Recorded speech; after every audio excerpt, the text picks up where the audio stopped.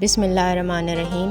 حضرت جابر رضی اللہ تعالیٰ عنہ سے مروی ہے، انہوں نے کہا کہ رسول اللہ صلی اللہ علیہ وآلہ وسلم نے فرمایا، جب تمہیں کوئی گمان ہو جائے تو اس پر یقین نہ کر لیا کرو یا اسے ثابت کرنے کی کوشش نہ کرو، اور جب تم حسد میں مبتلا ہو جاؤ تو اس پر عمل کرتے ہوئے سرکشی نہ کرو، اور جب تمہیں بدشگونی ہو تو اپنا کام جاری رکھو اور اللہ پر بھروسہ رکھو، اور جب وزن کرو تو پلڑے کو مزید جھکا دو۔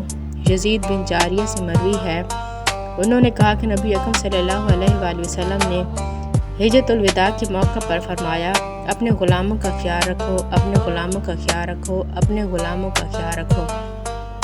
جو تم کھاتے ہو انہیں بھی کھلاؤ، جو تم پہنتے ہو انہیں بھی پہناؤ۔ اگر وہ کوئی ایسی غلطی کر لے جسے تم معاف نہ کرنا چاہتے ہو تو ان کو اللہ کے بندوں کو بیچ دو، انہیں سزا نہ دو۔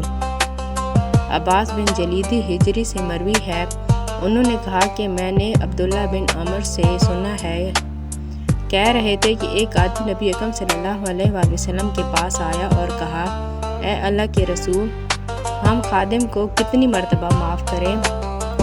تو آپ صلی اللہ علیہ وآلہ وسلم خاموش رہے۔ اس نے پھر وہی بات دہرائی، آپ صلی اللہ علیہ وآلہ وسلم خاموش رہے۔ جب تیسری مرتبہ اس نے کہا تو آپ صلی اللہ علیہ وآلہ وسلم نے فرمایا، دن میں 70 مرتبہ ان سے درگزر کرو۔